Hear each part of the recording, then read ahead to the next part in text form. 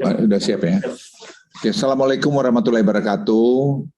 Teman-teman media dan seluruh masyarakat Indonesia yang saya cintai. Dalam pidato kenegaraan Presiden beberapa waktu yang lalu, beliau menyampaikan bahwa pandemi COVID-19 ini seperti kawah candra di muka yang menguji, mengajarkan, dan sekaligus mengasah ketangguhan kita sebagai sebuah bangsa. Karena itu, bisa mengendalikan pandemi COVID-19 ini dibutuhkan kesabaran, kekompakan, kedisiplinan, kerja keras, dan doa kita sebagai satu bangsa. Dan kita harus bekerja bahu-membahu untuk melakukan ini. Tidak ada boleh satu orang pun merasa yang paling tahu menangani COVID-19 ini. Karena begitu kompleksnya masalah ini. Berita baik seperti yang disampaikan oleh Bapak Presiden untuk periode penerapan PPKM level 4, 3 dan 2, periode 24 sampai 30 Agustus 2021, wilayah aglomerasi Jabodebek, Bandung Raya, Semarang Raya, dan Surabaya Raya mengalami penurunan level dari PPKM level 4 ke level 3 pada minggu ini.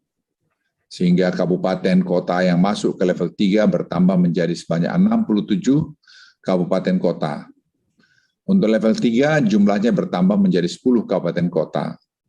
Terkait keputusan ini nantinya akan dituangkan dalam instruksi Mendagri secara mendetail. Khusus untuk wilayah aglomerasi Bali, Malang Raya, Solo Raya, dan Daerah Istimewa Yogyakarta, untuk saat ini masih pada level 4. Tapi dari data-data yang kami miliki, akan segera juga masuk pada level 3 beberapa waktu ke depan.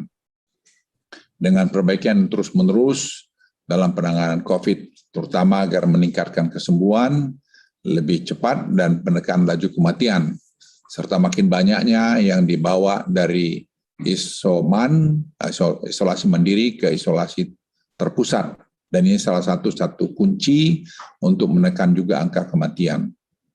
Dalam evaluasi level 4 PPKM di atas, pemerintah kembali masukkan data indikator kematian sebagai penilaian asesmen level sesuai acuan yang ditetapkan oleh WHO. Jadi kalau waktu 2 minggu yang lalu, kami mengambil itu karena kami mencoba membereskan datanya. Dan saya kira sekarang kerja keras dari Kementerian Kesehatan harus kita apresiasi, data itu sudah makin baik. Walaupun masih juga ada beberapa daerah yang data-datanya masih membutuhkan mungkin 1-2 minggu ke depan untuk lebih baik. Hal ini terjadi karena perbaikan data kematian di beberapa wilayah yang sudah lebih baik dan telah kasus-kasus kematian sebelumnya tidak terlaporkan, sudah banyak dilaporkan. Nah, saya hanya sekedar mengingatkan dalam beberapa hari ke depan akan kembali terjadi kenaikan tren kasus konfirmasi dan juga kasus kematian akibat tabungan kasus konfirmasi dan kematian yang akan dikeluarkan oleh beberapa kabupaten dan kota. Ada mungkin beberapa ratus atau mungkin ribu data yang secara bertahap akan dikeluarkan dalam 10 hari ke depan ini. Begitulah saya sebagai gambaran pada teman-teman media betapa susahnya kita mengatur ini. Dan ini kaitannya bagaimana tadi juga di teman-teman di pemerintahan daerah. Terkait angka kematian yang masih tinggi di beberapa wilayah ini, dalam arahannya Presiden meminta secara khusus untuk segera dilakukan pengecekan dan intervensi di lapangan. Salah satu penyebab tingginya angka kematian adalah masih enggannya masyarakat untuk melakukan isolasi terpusat, sehingga terjadi perburukan ketika melakukan isolasi mandiri yang menyebabkan telatnya mereka dibawa ke fasilitas kesehatan. Untuk itu, lagi-lagi pemerintahan terus menghimbau dan mengajak masyarakat untuk terkonfirmasi positif COVID-19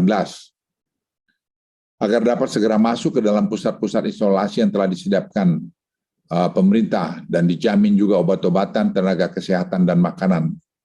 Dan izinkanlah saya juga menyampaikan bahwa positif COVID-19 bukanlah aib yang harus ditutupi. Mari cegah sedini mungkin, supaya kita tentunya bisa saling menjaga dan terhindar dari pandemi ini. Selanjutnya kami menyampaikan bahwa penyesuaian yang dilakukan dalam beberapa minggu belakangan ini telah berdampak pada kenaikan mobilitas dan aktivitas masyarakat. Hal ini terdeteksi dari indeks komposit dari mobilitas Google yang mengalami peningkatan yang cukup signifikan. Di satu sisi ini merupakan satu hal yang positif karena pemulihan aktivitas ekonomi masyarakat berjalan dengan cepat. Namun di sisi lain peningkatan mobilitas masyarakat berpotensi meningkatkan penyebaran kasus. Jadi kita harus sangat berhati-hati. Pemerintah telah menerapkan uji coba protokol kesehatan dan penggunaan aplikasi Peduli Lindungi sebagai sarana screening untuk mengurangi penularan COVID-19 di tempat-tempat publik dan keramaian, seperti mal, pusat perbelanjaan, venue olahraga, outdoor, dan pabrik-pabrik industri. Secara keseluruhan, total masyarakat yang melakukan screening aplikasi Peduli Lindungi telah mencapai 5,9 juta orang sampai hari kemarin, di mana ada 12.459 orang diantaranya tidak diperkenalkan masuk atau melakukan aktivitas oleh sistem. Nah, sistem dan mekanisme ini sangat penting agar kita bisa menekan laju penambahan kasus pada saat aktivitas masyarakat meningkat.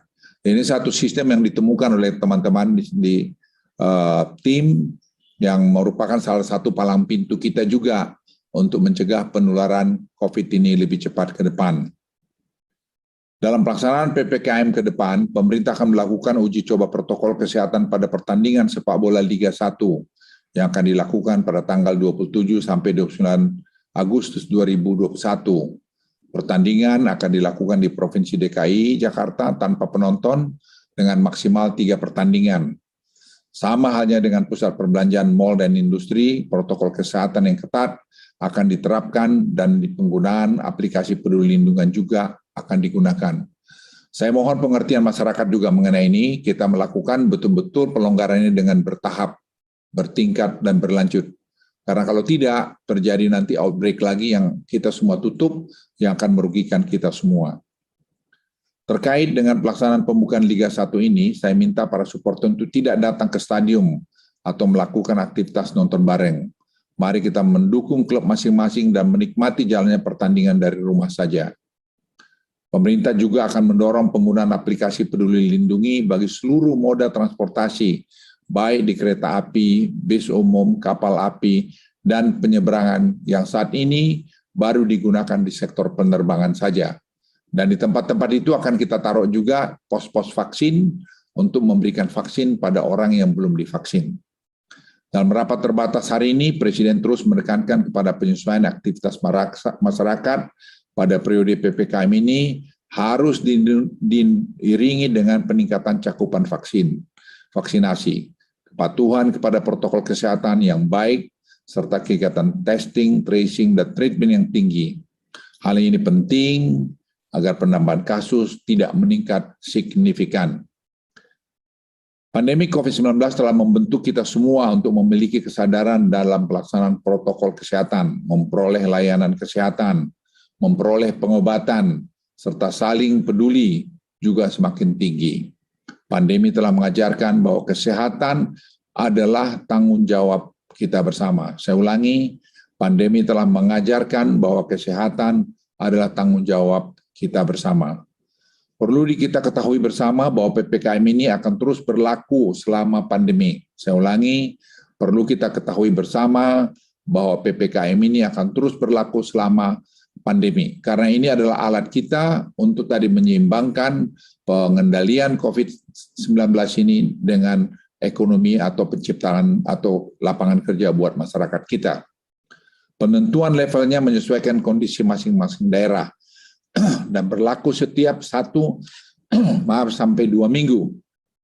Sekali berdasarkan rapat evaluasi yang dipimpin langsung oleh Presiden setiap minggunya. Tentu kita semua berharap seluruh kabupaten kota dapat masuk ke level 2 dan 1 pada suatu waktu nanti. Pencapaian tersebut dapat terjadi jika kita semua disiplin dan bergerak bersama-sama. Di akhir penjelasan saya ini dengan kerendahan hati, saya mengajak agar kita semua terus memanjatkan doa. Semoga Tuhan yang Maha Kuasa selalu memberikan kesehatan, kekuatan, dan meridai seluruh langkah kita untuk terus berjuang keluar dari pandemi COVID-19 ini. Terima kasih. Wassalamualaikum warahmatullahi wabarakatuh. Baiklah, terima kasih Pak Menteri Budi dan semua rekan-rekan media dan masyarakat Indonesia yang menyaksikan ini. Tadi data-data sudah kami sampaikan, semua angka membaik dan sekarang kita tadi seperti perintah Presiden sudah mulai mendesain bagaimana kita hidup dengan COVID-19 ini. Dan saya kira Menteri Kesehatan punya portfolio yang sedang menyiapkannya.